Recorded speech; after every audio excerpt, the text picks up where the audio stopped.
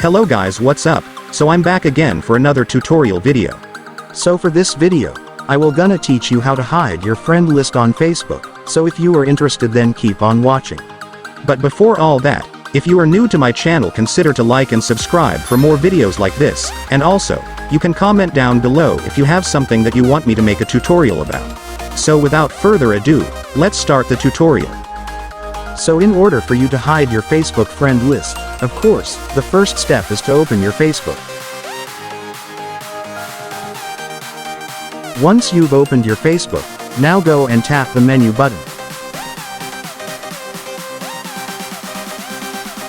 After that, scroll down until you find Settings and Privacy. Once you've found it, go and tap it. Then tap Settings. Once you're on Settings, now go and tap Privacy Checkup. After that, you will see 5 options here. If you want to hide your Facebook friend list, this is where you should go.